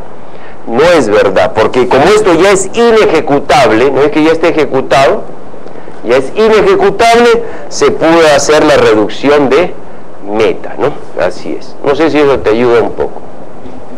¿En qué momento se hace la reducción de obra? Por ejemplo, un menor meta ya no se puede ejecutar más porque no existe. ¿En qué momento sale la resolución? En el momento que informa... Cuando se detecte que eso no es necesario, ¿sí? En ese momento dice, puede haber varias resoluciones de reducción. Ah, claro, pero por supuesto, pero ojo, también no puede confundirse ya la reducción de obra con transgredir el principio de suma alzada, ¿no? En la opinión... Entonces, no, en precios unitarios también puede haber reducciones de obra, ¿no? Claro, de repente iban a hacer 2 puentes, pero por alguna razón ya no hay plata para hacer un puente, o el puente ya lo hizo por obras por impuesto a alguien, y cuando llega el contratista a hacer los 2 puentes, ya existe un puente, entonces habría que hacer una reducción de obra. Pero ¿qué pasa, ingeniero? ¿En qué momento? Siendo apoyos unitarios. En el momento en que se detecte que ya eso ya existe. Así es. Pero ahí viene pues. Si cuando yo voy a hacer la reducción de obra de este puente es el 50% de toda la obra, o sea, cada puente era 50-50, ya no se puede hacer reducción de 50, solo quedaría resolver todo el contrato, y ahí sí ese contratista va a llorar, sí, en verdad, tendría que haber una nueva licitación. Así es. Y en el caso de Sumalzada, igualito. Igualito. Sí, hay una pregunta de un amigo de... Tenemos una pregunta desde Ucayali de Daniel Franco. Ingeniero, en una obra por administración directa, ¿se puede contratar equipos que están dentro del expediente técnico de obra con la que no cuenta la entidad? Sí, bueno, primero te saludo de Ucayali, no sé si estarás en Pucallpa, ¿no? Sí, claro, en obras por administración directa se puede contratar equipo y maquinaria. Más aún, yo conozco entidades que no tienen pero nada y hacen obras por administración directa, ¿no? Subcontratan personal, subcontratan maquinaria. Se puede subcontratar, por supuesto, pero utilizando los mecanismos de la ley de contrataciones, es decir, tienes que hacer un proceso de selección, no le puedes subcontratar pues de frente a Juan el subcontratista, habrá un proceso de selección, ¿no? Y se adjudicará pues al que cumpla los requisitos de las bases, ¿no? Ingeniero, en Sí. este caso se estaría inobservando la resolución de Contraloría que señala que la capacidad operativa, técnica y de equipos y maquinarias que cuenta la entidad. Entonces, si no cuenta con todos esos instrumentos, ¿por qué hace una obra por administración directa? Así es, sí, claro, no sé si has escuchado, ¿no, Daniel, lo que ha comentado acá la señorita? Efectivamente, o sea, si la entidad tenía conciencia que no tiene equipos, no debería ser por administración, deberían licitar. Sin embargo, se conoce de que muchas entidades tienen por lo menos un equipo mínimo. Por ejemplo, no tienen por qué tener ya equipos de asfaltado, ¿no? Un tren de asfalto ya es otro nivel de contrato de bienes, ¿no? Entonces a veces las entidades hacen por administración, ¿no?, todo el movimiento de tierra, la subbase, la base, y subcontratan lo que ya es el asfaltado, ¿no? Entonces sí hay una posibilidad de contratar en determinadas condiciones, ¿no?, equipos terceros. Bien, ingeniero, desde Moquegua, Edgar Vilca Romero pregunta, referente a los adicionales de obra en Sumalzada, sabemos que están referidos a la modificación de las especificaciones técnicas y planos. Bueno, ahora, si es en una obra de centro de salud, ¿puede ser factible una modificación de especificación de técnicas motivado por los doctores y la Dirección General de Salud, a pesar que no se tenga el pronunciamiento del proyectista? Bueno, primero te saludo de Moquegua. No se puede modificar un expediente, un proyecto, porque lo plantee el director del hospital, el director del colegio. Yo he estado en varias obras supervisando colegios, y siempre el director en algún momento dice, no, quiero que acá hagan otro baño, no, quiero que acá hagan, mi oficina lo haga más grande, que a mi oficina me ponga baño, y empiezan a haber una serie de, digamos, de requisitos. Entonces yo, por lo que he entendido de tu inquietud, es que hay un proyecto para hacer esta obra de salud, pero el director del hospital o de la zona de salud está, digamos, requiriendo otro tipo de prestaciones al contratista. Eso no es causal para modificar el proyecto. Como te comentaba, lo pusimos en nuestra pizarra, solo son adicionales cuando las modificaciones provienen de razones técnicas o razones normativas, no por razones de repente de comodidad, ¿no?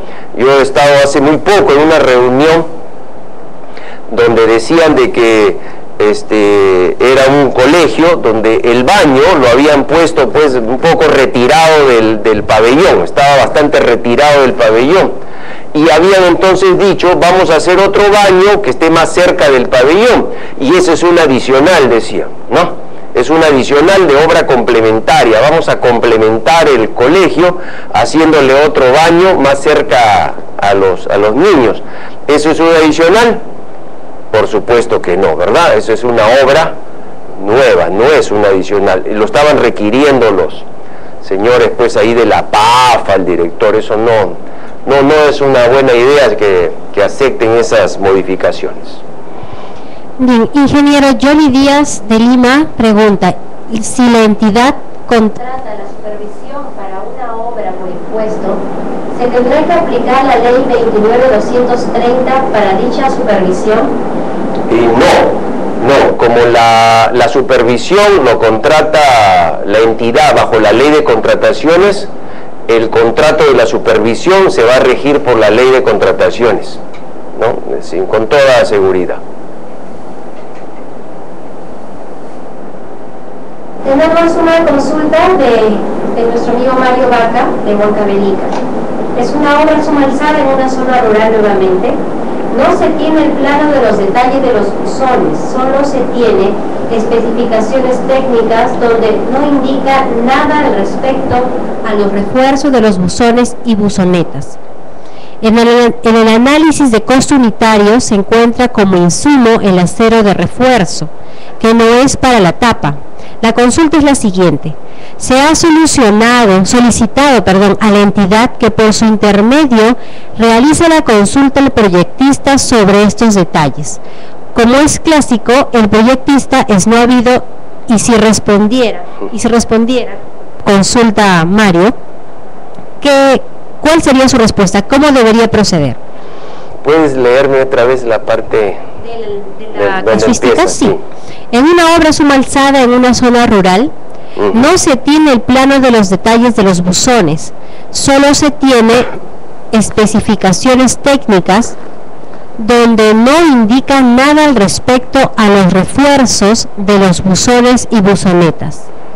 Ya. En el análisis de costo unitario se encuentra como insumo el acero de refuerzo, que no es para la tapa. Ya.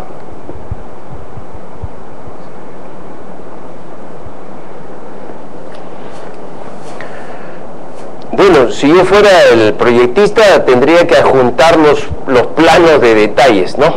Eso sería lo primero que deben requerirle.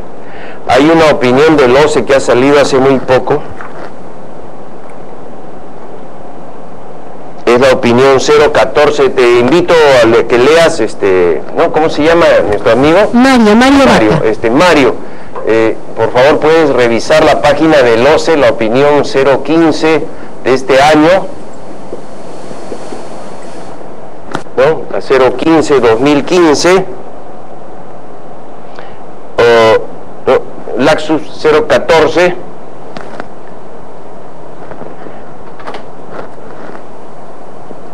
En esta opinión dice el OCE, Mario, que el caso como el que tú tienes constituye una deficiencia del expediente técnico, ¿no? Porque en los planos no está ese detalle de los buzones, pero sí aparece en las especificaciones y algo en los precios unitarios, ¿no? Pero está en el expediente técnico, ¿no? Es algún alcance sobre los buzones. Y según la opinión del OCE, que podemos estar en desacuerdo o no, pero según el OCE, este tipo de deficiencia del expediente técnico no genera adicionales, sino que deben ser asumidos por el contratista. Por lo tanto, lo que debería suceder o deberían hacer es, si el proyectista no es sabido, la entidad debe absolver la consulta haciendo llegar los planos de detalle de esos buzones, para que el contratista ejecute los buzones según esos planos, ¿no? Y sin mayores costos adicionales. Así debe ser. Muy bien. Tenemos una consulta de Ucayali, Daniel Franco. ¿Se puede, ingeniero, contratar al residente y al supervisor de obra ya que la entidad no cuenta con esos profesionales? se puede contratar al residente, sí, al está hablando de una obra por y al administración. Supervisor de obra. Claro, bueno, Daniel, asumo que estás hablando de una obra por administración, ¿no? Porque en la obra por contrata el residente lo pone el contratista, ¿no? Y el supervisor, por supuesto, lo pone la entidad, pero siempre pues que pasen de los 4.300.000, como conversamos, ¿no? Entonces, estoy entendiendo de que tu pregunta es sobre obras por administración directa. Claro, si la entidad no tiene el personal, puede pues contratar al residente, no sé si harán contratos CAS, contratos de servicios profesionales, ya esa modalidad de contratación no es tanto mi conocimiento, pero por supuesto la entidad puede contratar al residente y puede contratar al supervisor, ¿no? O al inspector, de ser el caso, si es de menos de 4.300.000, claro que puede contratarlos. Sí, pregunte. Sí. Hablando de la ausencia de los proyectistas, que también es bien común en muchas entidades, Sí.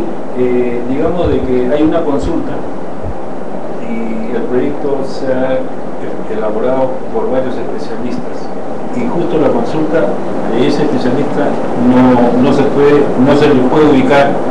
El jefe del proyecto debería contestar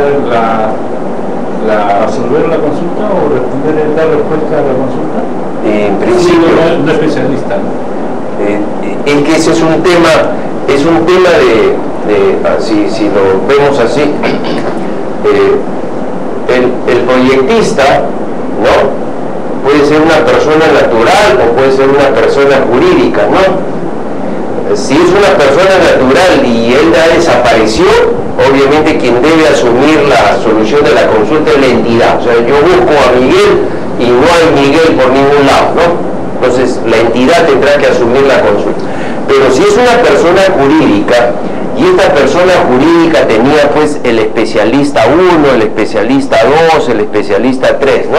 Estructuras, arquitectura, todos los ingenieros que pueden haber trabajado en este expediente, en este proyecto, y resulta pues que hacen una consulta por estructuras y este señor pues ya no trabaja con la empresa, ¿verdad? Eso es así, ya no trabaja, está en el extranjero, etcétera, etcétera. Siempre el que tiene que responder va a ser la persona jurídica, ¿no? O sea, la empresa. Entonces la empresa ya verá si busca pues a otro señor, busca, ¿no?, a un consultor para que resuelva la consulta. Entonces sí va a tener obligación de responder la persona jurídica, ¿no? Lo que la empresa consultora. La empresa o la entidad que asumió la responsabilidad. O quien asumió la responsabilidad. En este caso es un convenio de cooperación interinstitucional que una entidad asumió hacer el proyecto. Sí, claro, quien asumió, así es. No es un tema de que yo no contraté a Miguel, yo contraté con esta entidad. Y entonces ellos deben asumir la solución. ¿Alguna otra consulta en sala? Respecto a ello, independientemente de que sea especialista, en la pregunta del ingeniero. ¿A que sea especialista aquí? Digamos el especialista 2. ¿Ya? Es el que yo requiero y no lo ubicamos. Entonces, en este caso, el representante legal, ¿no? Emite una opinión, pero como otro especialista. Sí, claro, tendrá que hacerlo. Claro. El que hizo el proyecto de repente era Fernando, ¿no? Él diseñó algo y en obra ha hecho consultas, ¿no? Y ya no está Fernando, entonces esta empresa contratará pues a Ernesto, ¿no? Y Ernesto asumirá la responsabilidad por esa modificación. ¿Qué pasa si después construyen lo que hizo Ernesto y se cae? Fernando va a decir, aquí han, ¿no?, modificado mi proyecto, yo estaba en el extranjero, estaba enfermo, ya habrá alguna razón por la cual no fue habido, y si eso falló, ya no es responsabilidad de Fernando, sino de Ernesto, ¿no? Y así funcionará. Sí, claro, puede ser otro. Y por ejemplo, en la Municipalidad de Lima, cuando asume otro especialista la responsabilidad, exigen la denuncia del primer especialista. Pero como ha desaparecido, ¿cómo salían eso? Ya no sé, pues ya que lo busquen ya el FBI. Interpol. Desde Cerro de Pasco, Miguel Ángel Tufino nos manda la siguiente consulta. Cuando la entidad contrata la supervisión a suma alzada por 4 meses, sin embargo, la obra se inició con la presencia de un inspector por 1 mes. Entonces, ingeniero, ¿procedería la reducción en la consultoría de la supervisión? Porque efectivamente hará su trabajo en 3 meses. Esta situación se produce a menudo por retrasos en el proceso de selección para la consultoría de la supervisión. Por ello, se inicia con un inspector. Sí. Bueno, comenzamos pensando que este caso funciona cuando son valores referenciales de menos de 4.300.000, ¿no? Solamente ahí podría suceder. Y sí, sin duda, si tu contrato de supervisión dice 4 meses, pero por alguna razón, ¿no?, has comenzado después de 1 mes, cuando ha habido ya un avance de obra, etcétera, sí, ahí aplica, sin ninguna duda, aplica la reducción de las prestaciones, porque esta prestación ya se convierte en inejecutable, ¿no? Yo quisiera que lleven ese concepto de nuestra charla de hoy día, ¿no? Cuando algo ya es inejecutable, ya le faculta a la entidad hacer la reducción de ese contrato. Como esto ya es inejecutable, ya te hacen la reducción de la prestación de supervisión. Así es. Ingeniero, sucede generalmente con los supervisores que se les contrata, como en ese caso, a un tiempo determinado, pero le dicen hasta la liquidación. Sí. Y la liquidación demora 60 días más. ¿Cómo es? Primero, no se presente ese tipo de concursos, ¿no? Porque por supuesto son, digamos, muy riesgosos, porque se supone que la obra es de 6 meses y al final acaba en 1 año, ¿no? Y hasta que lo liquiden es 1 año y medio, y todo por el mismo costo.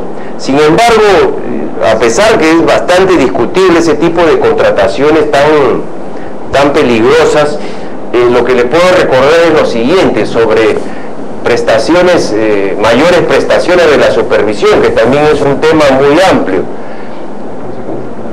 Sobre las mayores prestaciones de la supervisión, yo le diría que revise usted la opinión del OCE 046 2013. En esta opinión el OCE, hay dos, la 046 y la 057 del año 2013.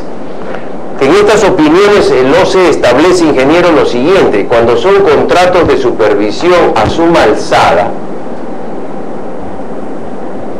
donde a mí me han contratado, por ejemplo, ¿no?, por 100.000 soles para 10 meses, ¿sí? Ese es mi contrato de supervisión, pero dicen que voy a supervisar hasta que se liquide la obra, que quién sabe cuándo será, ¿no? Cuando se completen los 10 meses y todavía la obra pues no haya terminado, porque sabemos que aquí la obra debería estar al 100%, ¿verdad? A los 10 meses debería estar al 100% la obra, pero pueden haber pues razones y la obra pues está recién acá al 70%, ¿no? Y a veces hasta menos, pero digamos eso. ¿Qué está sucediendo? De que acá hay una extensión de la prestación del servicio. Y en esta opiniones 046 y 057 establecen que cuando uno se queda más tiempo que el que me contrataron, tengo derecho a mayores prestaciones, ¿no? O sea, está establecido. ¿Igual sucede en precios unitarios? Sí. Bien, ingeniero, una última consulta es la siguiente: en obras por impuesto, ¿cuán aplicables es la ley número 1017 como norma, dice, como norma supletoria de la ley 29.230? Bueno, en principio yo lo que pensaría, porque no hay nada escrito, ¿no? No hay nada escrito, es que que las propias bases, ¿no? Que las propias bases del convenio de obra por impuestos, las propias bases establezcan los procedimientos para manejar sus casos de adicionales, ampliaciones. O sea, no sé hasta qué punto en este momento no podría responderte así diciendo que sí puede ser supletoria, porque la ley de contrataciones tiene unas particularidades que tal vez no son muy afines a la obra por impuestos, ¿no? Porque recordemos que la obra por impuesto, pues el Estado no está pagando, es los impuestos que están cubriendo eso, ¿no? Inclusive el contratista lo que recibe al final es un certificado, ¿no? Un certificado de haber hecho esos gastos del impuesto. Entonces, en este momento no podría afirmarte que sí puede ser supletoria la ley de contrataciones para una obra por impuesto. Me parecería que sería más apropiado que desarrollen sus propias reglas para la obra por impuesto, ¿no? Sí. ¿Hay alguna otra consulta? Puede haber contradicciones entre la ley de contrataciones y la ley de procedimientos administrativos generales, por ejemplo, en casos sobre todo de plazo, de ese tipo de procedimientos. ¿Quién es la que bueno, no tanto yo diría tiene prioridad? Sí, yo no hablaría de contradicciones. Se entiende que cuando existe una ley específica, ¿no? Esos son los plazos que se aplican. Y la norma de procedimiento administrativo es la supletoria, ¿no? Si hay algo que no esté escrito en la ley específica, un plazo, un procedimiento, recién se aplica la ley de procedimiento administrativo. Inclusive los abogados dicen que no es aplicable la ley del procedimiento administrativo en los contratos de obras, así es.